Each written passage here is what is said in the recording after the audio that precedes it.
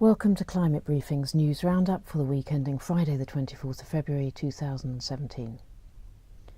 An iceberg the size of Manhattan has broken away from western Antarctica's Pine Island Glacier. This is 10 times smaller than the last major break in 2015, but scientists are concerned that the region, which may become one of the biggest contributors to rising sea levels, is showing further signs of instability. Scott Pruitt, the new head of the United States Environmental Protection Agency, has stated that America doesn't have to choose between jobs and the environment. This is being seen as an indication that he intends to roll back Obama-era regulations in the energy sector.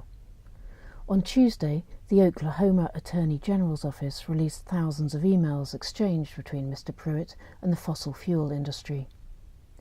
Commentators say the emails show that Mr. Pruitt, in his previous post as the state's Attorney General, worked with oil and gas companies to challenge environmental regulations. In California, the biggest storm in half a decade has caused widespread flooding, landslides and power cuts, killing at least 5 people as torrential rain and snow swept across the region. In Northern California, a state of emergency was declared. 14,000 residents were placed under mandatory evacuation orders, and floodwaters overran the city of San Jose. Last week, a series of storms and damage to a spillway at the Lake Oroville Dam raised major flooding concerns and triggered the evacuation of nearly 200,000 people.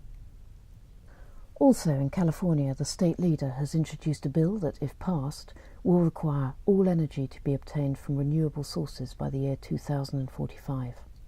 California's Democratic state senators additionally unveiled a package of bills aimed at retaining environmental regulations introduced by the Obama administration. The move is being seen as a clear attempt to thwart any deregulation by President Trump. Elsewhere in the United States, campaigners at the Dakota Access Pipeline protest camp have been evicted after 6 months. Responding to a government order to leave the site, the majority of protesters did so peacefully. Those that stayed were removed by federal and state officers. 46 arrests were made. Tribal leaders have vowed to continue their fight in the courts, where they will argue that the pipeline poses a threat to both water resources and sacred tribal sites.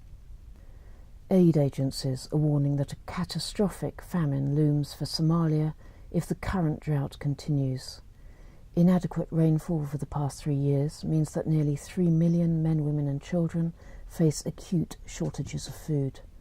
Somalia's last major drought of 5 years ago left more than 250,000 people dead. Singapore, the largest trading hub for oil in Asia, will introduce a carbon tax from 2019.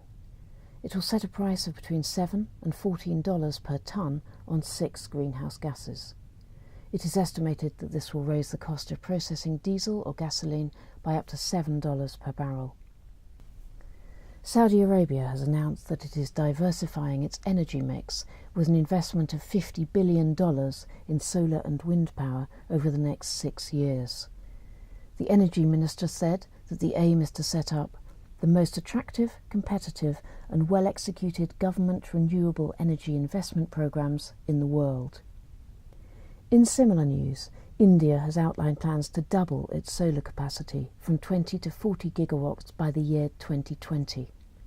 It will look to build 50 solar parks nationwide, an increase from its earlier target of 33.